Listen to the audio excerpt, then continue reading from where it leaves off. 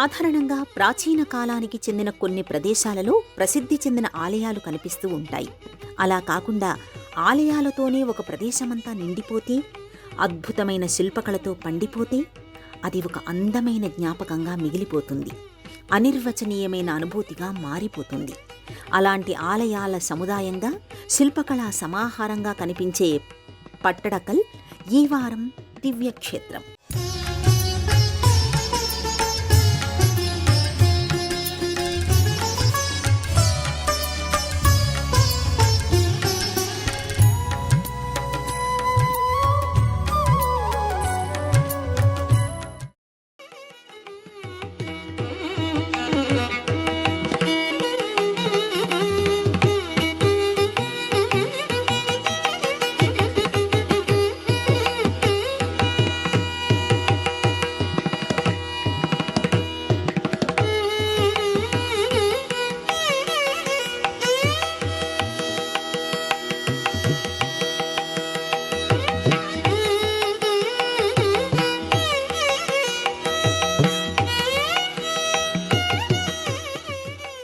ప్రాచీన కాలంలో ఒకే ప్రదేశంలో అనేక ఆలయాలను నిర్మించే ఒక సంప్రదాయం కొనసాగడం మనకు కనిపిస్తుంది. కర్ణాటకలోని హంపి దేవాలయాలు, భువనేశ్వర్లోని లింగరాజస్వామి ఆలయ సముదాయం, ఖజురహోలోని ఆలయాల సముదాయాలు ఇలా నిర్మితమైనవే.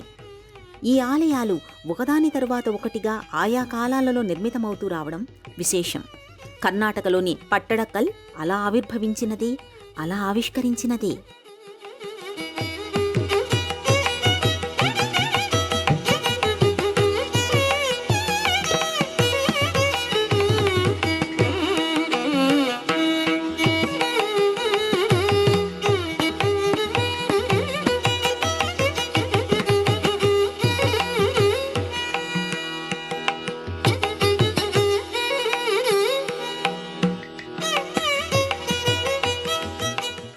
ప్రాచీన కాలంలో నగర నిర్మాణాలన్నీ నదీ తీరాలలోనే జరిగాయి. అలా పట్టడకల్ మలప్రభ నదీ తీరంలో విలసిల్లుతూ వచ్చింది. మలప్రభ నది ఉత్తరవాహినిగా ప్రవహించే ఈ ప్రాంతం అందంగా, ఆహ్లాదకరంగా కనిపిస్తూ ఉంటుంది.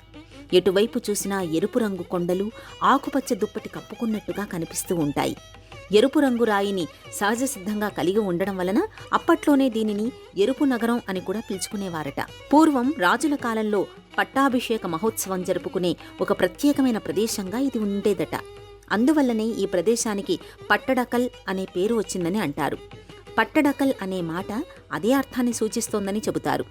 ఇది 10 ఆలయాల సముదాయం, 9 శివాలయాలు, ఒక జైన దేవాలయం ఈ ప్రదేశంలో కనిపిస్తాయి. బాదామికి 25 కిలోమీటర్ల దూరంలో ఉన్న ఈ ఆలయాల సముదాయం ప్రపంచ వారసత్వ సంపదగా గుర్తింపు పొందడం విశేషం.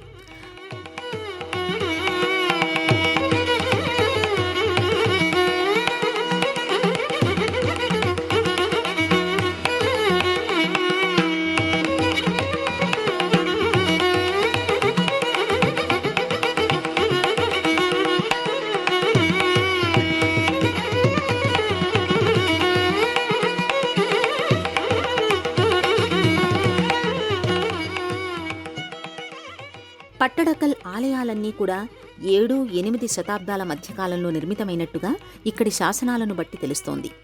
బాదామి, ఐహోల్తో పాటు పట్టడకల్లోనూ చాళుక్యులు అనేక ఆలయాలను నిర్మించారు. అలా నిర్మించిన ఆలయ సముదాయం ఆనాటి చరిత్రను కళ్లకు కడుతూ ఉంటుంది. ఆనాటి రాజుల అంకిత భావానికి అద్దం పడుతూ ఉంటుంది. సాధారణంగా ఏ ప్రాచీనమైన క్షేత్రానికి వెళ్లినా ఆ ఆలయ నిర్మాణదాతలుగా రాజుల పేర్లే వినిపిస్తూ ఉంటాయి. అయితే తమ భర్తలు సాధించిన విజయాలకు గుర్తుగా భార్యలు నిర్మించిన ఆలయాలు పట్టడకల్ ప్రత్యేకతగా నిలుస్తాయి. ఇలా రాణులు నిర్మించిన ఆలయాలకు సంబంధించిన శాసనాలను ఇక్కడ మనం చూడొచ్చు. ఇలా మహారాణులు నిర్మించిన ఆలయాలు మరిన్ని విశేషాలను సంతరించుకొని కనిపిస్తాయి.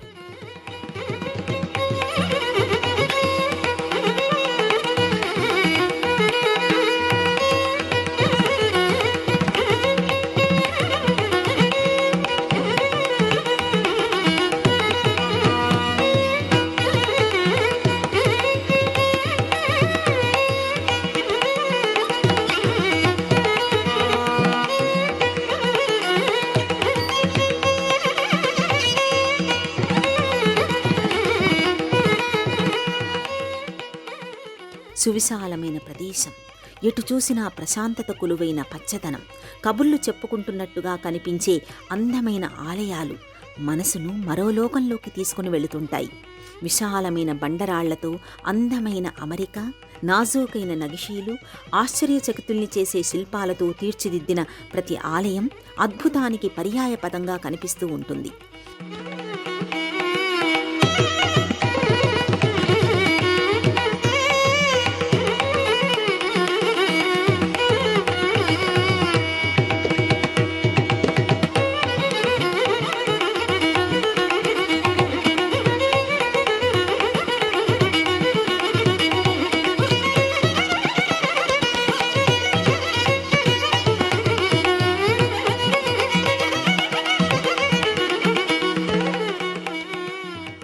ఈ ప్రదేశంలో మొత్తం 9 శివాలయాలు అలరారుతున్నాయి. సంగమేశ్వర, కడసిద్ధేశ్వర, జంబులింగేశ్వర, గలగనాథేశ్వర, చంద్రశేఖర, విరూపాక్షేశ్వర, పాపనాథేశ్వర, కాశీ విశ్వేశ్వర, త్రిలోకేశ్వర అనే నామాలతో స్వామి దర్శనమిస్తూ ఉంటాడు. ఈ ఆలయాలలో అన్నింటికీ కంటే పెద్దది విరూపాక్షేశ్వర స్వామి ఆలయమైతే, అన్నింటికంటే చిన్నదిగా పాపనాథేశ్వర ఆలయం కనిపిస్తుంది. పట్టడకల్ ఆలయాల సముదాయ ప్రాంతంలోకి అడుగుపెడితే అలంపురం క్షేత్రంలోని నవబ్రహ్మల ఆలయాలకు దగ్గరగా కనిపిస్తాయి.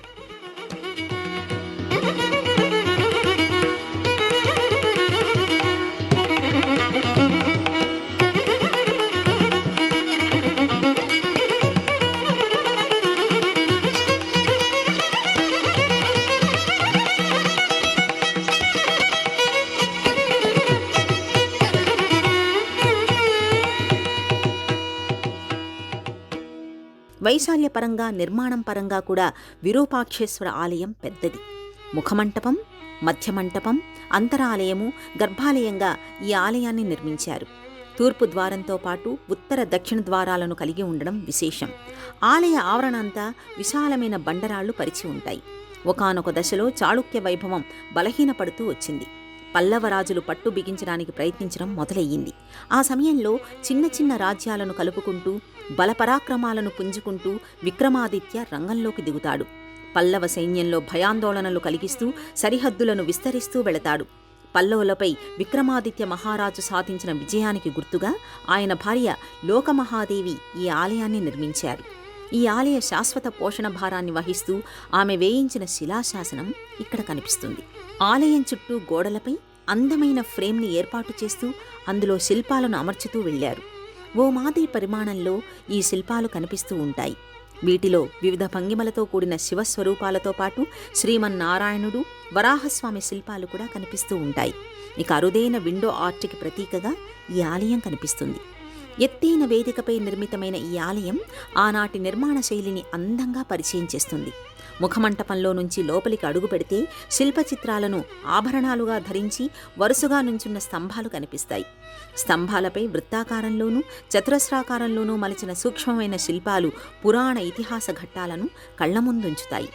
శంఖనిధి, పద్మనిధి శిల్పచిత్రాలను పరిచయం చేస్తాయి. ఈ ఆలయ పైకప్పుపై సూర్యభగవానుడి శిల్పచిత్రం అద్భుతానికి ప్రతీకగా కనిపిస్తుంది. సూర్యభగవానుడి మూర్తి రథంపై నుంచున్నట్టుగా ఉంటే, ఆయన రథసారథి అయిన అనూరుడు రథం నడుపుతున్నట్టుగా మలచిన ఈ శిల్పచిత్రాన్ని అలా చూస్తుండిపోతాం. ఈ శిల్పచిత్రంలో రామాయణ భాగవత దృశ్యాలను మలచిన తీరు మనోహరంగా అనిపిస్తుంది. వేదికపై దానిని మలచిన భావన కలుగుతుంది. గర్భాలయానికి ఇరువైపులా ఉన్న ద్వారపాలకులు 6 అడుగుల ఎత్తులో కనిపిస్తారు. ఇక గర్భాలయ ద్వారంపై పరిచిన శిల్ప సంపద అద్భుతం, అపూర్వమనే చెప్పాలి. ముక్కంటి ముచ్చటపడి నిర్మించుకున్నాడా అనుకునేలా ద్వారాలపై నగిశీల తోరణాలు కనిపిస్తాయి. గర్భాలయంలో శివలింగం పరిమాణం చాలా పెద్దది. ఇక్కడున్న అన్ని ఆలయాలలో ఈ ఒక్క ఆలయంలో మాత్రమే పూజాభిషేకాలు జరుగుతున్నాయి.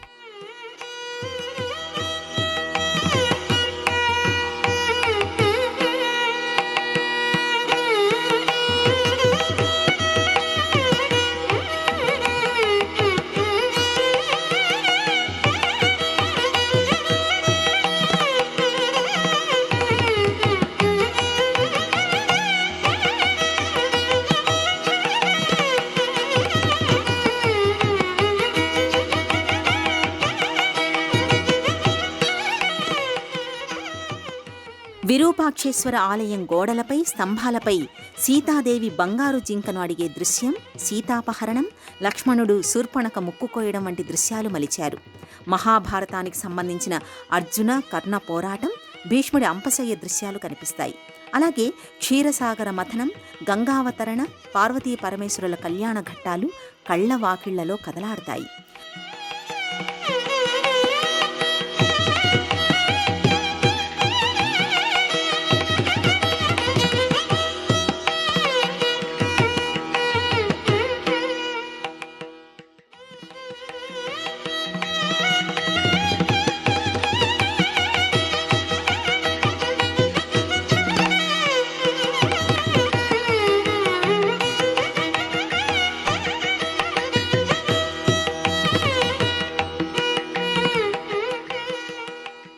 విరూపాక్షేశ్వర ఆలయానికి మరో ప్రత్యేకమైన ఆకర్షణ ఎదురుగా నిర్మితమైన నంది మంటపం. సాధారణంగా నంది మంటపాలు చాలా సాదాసీదాగా కనిపిస్తూ ఉంటాయి. కానీ ఇక్కడి నంది మంటపం ఒక చిన్నపాటి ఆలయాన్ని తలిపించే శిల్పకళతో కనిపిస్తుంది. ఆలయ గోడలపై స్తంభాలపై అందమైన శిల్ప చిత్రాలు అలా హృదయానికి హత్తుకుపోతాయి. విశాలమైన మందిరం నిర్మించి ఆ మధ్యలో అందమైన మంటపాన్ని ఆవిష్కరించారు. ఈ మంటపాన్ని కలుపుతూ వెళ్లిన స్తంభాలు నాజూకైన నగిషీలతో కళ్లను విశాలం చేస్తాయి. ఈ మంటపం మధ్యలోని నందీశ్వరుడిలో జీవకళ ఉట్టిపడుతూ ఉంటుంది. అద్భుతంగా ఆకర్షణీయంగా మలచబడిన నంది విగ్రహాల జాబితాలో దీనికి తప్పకుండా చోటు ఉంటుందని చెప్పొచ్చు. నల్లరాయితో మలచబడిన ఈ నంది విగ్రహం కళ్లను కట్టిపడేస్తుంది. 100 ఏళ్ల క్రితమే ఇంతటి నునుపుదనం ఎలా తీసుకువచ్చారా అనే ఒక ఆశ్చర్యం మనల్ని వెంటాడుతూనే ఉంటుంది. తన చుట్టూ ప్రదక్షిణ చేసే భక్తులను ఓరకంట గమనిస్తున్నట్టుగా ఈ నందీశ్వరుడు కనిపిస్తూ ఉంటాడు. నిన్నగాక మొన్న ఈ విగ్రహాన్ని మలిచారేమో అని అనిపిస్తుందంటే అది ఆనాటి శిల్పుల నైపుణ్యానికి నిదర్శనమనే చెప్పుకోవాలి.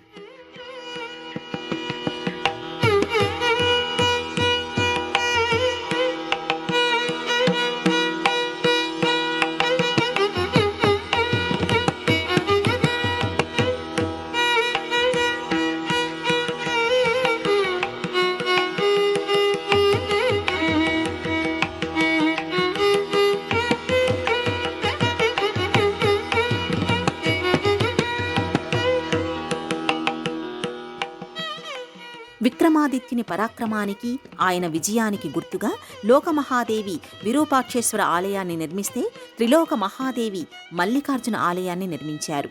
ఈమె లోకమహాదేవికి సోదరి కూడా. విరూపాక్షేశ్వర స్వామి ఆలయం తరువాత ఆ స్థాయి నిర్మాణ నైపుణ్యాన్ని, శిల్పకళను కలిగిన ఆలయంగా ఇది కనిపిస్తుంది. గర్భాలయంలోని దివ్యలింగం మనసును దోచుకుంటుంది. ఈ ఆలయ గోడలపై ఓ మాదిరి ఎత్తు శిల్పాలు కనిపిస్తాయి. వాటిలో వివిధ ముద్రలతో కూడిన పరమశివుడి స్వరూపాలే దర్శనమిస్తాయి.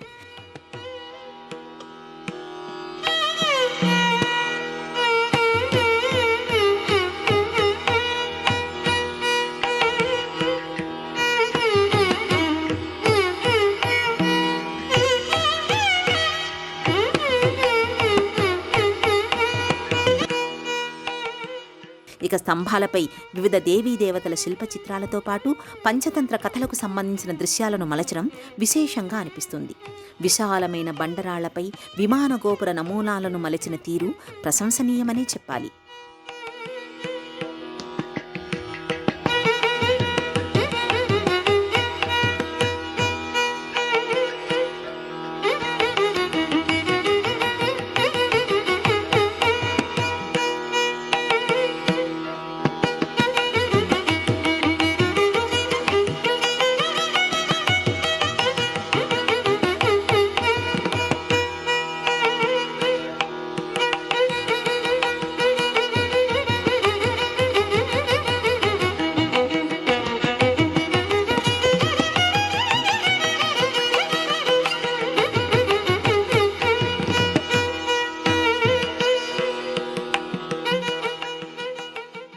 ఇక పట్టడకల్ ఆలయ సముదాయంలో అన్నింటికంటే ముందుగా నిర్మించినదిగా సంగమేశ్వర ఆలయం కనిపిస్తుంది.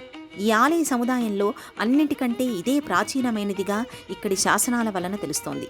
క్రీస్తు శకం 733లో విజయాదిత్యుడు ఈ ఆలయాన్ని నిర్మించాడు. ద్రావిడ నిర్మాణ శైలిని కలిగిన ఈ ఆలయం చంద్రశేఖర ఆలయానికి సమీపంలో కనిపిస్తుంది. తొలుత విజయేశ్వర ఆలయంగా, ఇప్పుడు సంగమేశ్వర ఆలయంగా ఇది పిలువబడుతోంది. సంగమేశ్వర ఆలయం వైశాల్యపరంగా పెద్దది అనే చెప్పాలి. బయట గోడలపై ఓ మాదిరి శిల్పకళ ఆవిష్కృతమై ఉంటుంది. ఈ ఆలయ నిర్మాణంలో ముఖ్యంగా ఆలయం లోపల ఎక్కువగా శిల్పకళ కనిపించదు. స్తంభాలు కూడా పెద్దగా నగిషీలు లేకుండా చాలా సాదాసీదాగా ఉంటాయి. బయట నంది విగ్రహం మాత్రమే కాదు, గర్భాలయంలోని శివలింగం కూడా పూజాభిషేకాలకు దూరంగా కనిపిస్తుంది.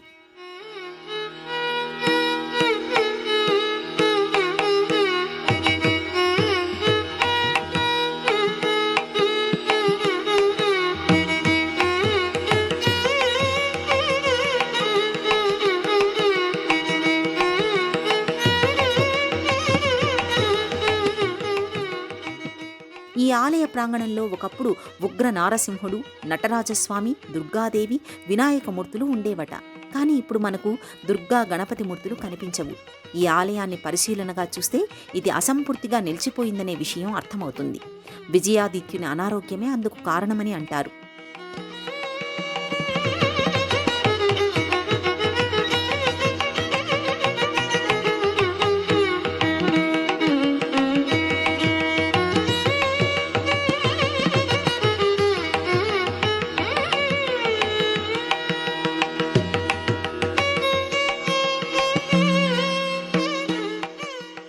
ఇక ఇక్కడి సముదాయంలో కనిపించే కాశీ విశ్వేశ్వర ఆలయం కూడా ఎంతో ప్రత్యేకతను, మరెంతో విశిష్టతను సంతరించుకుందని చెప్పవచ్చు. ఇక్కడి మిగతా ఆలయాల నిర్మాణ శైలికి దగ్గరగానే ఈ ఆలయం కూడా కనిపిస్తుంది. చాళుక్యులకు, పల్లవులకు మధ్య తరచూ యుద్ధాలు జరుగుతూ వచ్చాయి. చివరికి విజయాదిత్య మహారాజు తన శౌర్య పరాక్రమాలతో పల్లవులను ఉక్కిరిబిక్కిరి చేశాడు. ఆ విజయానికి గుర్తుగా నిర్మించినదే కాశీ విశ్వనాథ ఆలయం. ఈ విషయాన్ని తెలియచేస్తూ వేసిన విజయస్థూపం ఇప్పటికీ ఇక్కడ కనిపిస్తుంది. ఎత్తైన వేదికపై నిలిపిన ఈ విజయస్థూపం చాళుక్య వైభవాన్ని సగర్వంగా చాటుతున్నట్టుగా అనిపిస్తుంది. ఆలయం లోపల గల స్తంభాలు, లోపలి పైకప్పు, ముఖద్వారాలు శిల్పకళతో కనువిందు చేస్తాయి. గంగా, యమున శిల్పాలతో పాటు ఏనుగులు, సింహాలు, నెమళ్ళు, సర్పాకృతులు కనిపిస్తాయి. గర్భాలయంలోని శివలింగం మరకత శివలింగం మాదిరిగా కళ్ళ వాకిళ్లలో నిలిచిపోతుంది.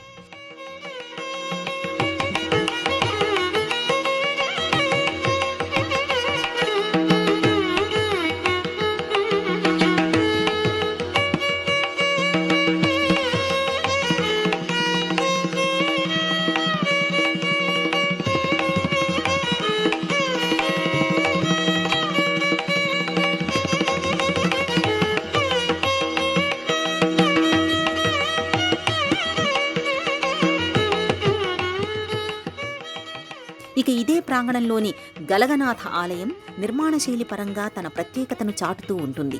విస్తీర్ణ పరంగా చూసుకుంటే ఈ ఆలయం చాలా పెద్దదిగానే కనిపిస్తూ ఉంటుంది. ఆలయ నిర్మాణం తక్కువ పరిధిలోనే జరిగినప్పటికీ విశాలమైన ప్రాంగణాన్ని కలిగి ఉంటుంది. ప్రదక్షిణ మార్గం కలిగిన ఈ ఆలయం ఆ మార్గంపై ఏటవాలు పైకప్పుతో ఉంటుంది. 8వ శతాబ్దంలో నిర్మితమైన ఈ ఆలయంలో పానవట్టం లేని శివలింగం దర్శనమిస్తూ ఉంటుంది.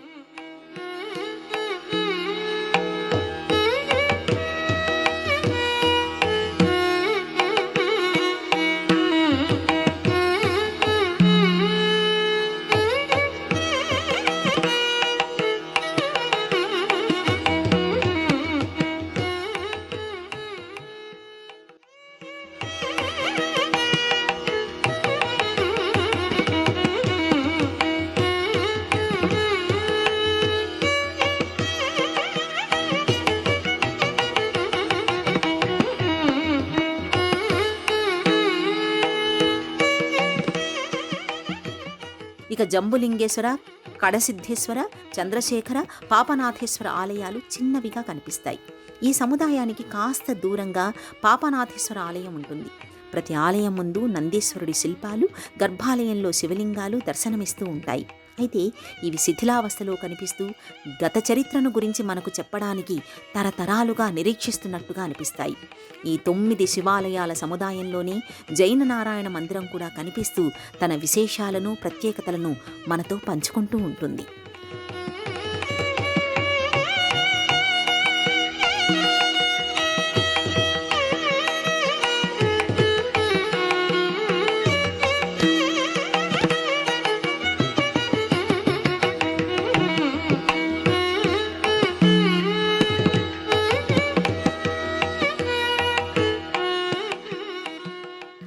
పట్టడకల్ అనేది ఒక అందమైన ఆలయాల సముదాయం. 7-8 శతాబ్దాల చరిత్రను కనుల దోసిట్లో గుమ్మరించే సమూహం. అలాంటి ఈ ఆలయాలను ఉదయం 9 గంటల నుంచి సాయంత్రం 5 గంటల వరకు దర్శించుకోవచ్చు. ఒకవైపున ఐహోల్కి, మరోవైపున బాదామీకి సమీపంలో ఉండటం వలన అనునిత్యం యాత్రికులు ఈ ప్రదేశానికి వస్తూనే ఉంటారు. శిలలు, శిల్పాలు చెప్పే కబుర్లను వీణుల విందుగా వింటూనే ఉంటారు. ఇక్కడ చాళుక్యుల కాలం నాటి విజయస్థూపాలు, వీరగాథలు వినిపిస్తాయి. తరతరాల పాటు జరిగిన పట్టాభిషేక మహోత్సవాల సందళ్లు వినిపిస్తాయి. మహారాజులపై మహారాణులకు గల ప్రేమానురాగాలకు నిదర్శనాలు కనిపిస్తాయి. 9 నామాలతో 9 శివలింగాలు దర్శనమిస్తాయి. అద్భుతమైన శిల్పకళను ప్రేమతో పరిచయం చేస్తాయి. అలాంటి ఈ ప్రదేశం మనసు మైదానంలో మకరందాన్ని చిలకరిస్తుంది. అనుభూతుల అలలై పదే పదే పలకరిస్తుంది. కర్ణాటక రాష్ట్రంలోని బాదామి చేరుకోవడానికి దేశంలోని వివిధ ప్రాంతాల నుండి రవాణా మార్గాలు ఉన్నాయి. బాదామిలో రైల్వే స్టేషన్ ఉంది. దగ్గరలో హుబ్లీ ఎయిర్పోర్ట్ ఉంది. ఎక్కువగా బాదామి, ఐహోల్ దర్శించుకున్న యాత్రికులు పట్టడక్కల్ని సందర్శిస్తూ ఉంటారు.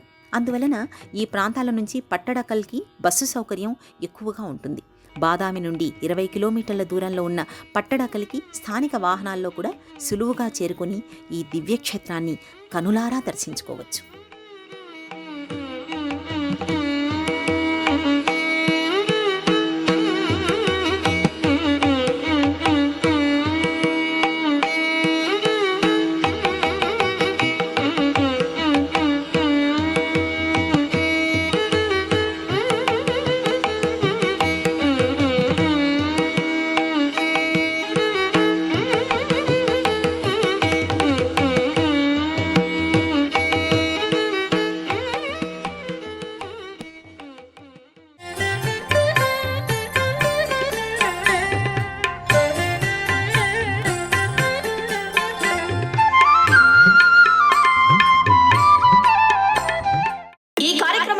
చూడాలనుకుంటే www.youtube.com/@ETV Life Spiritual లో చూడవచ్చు.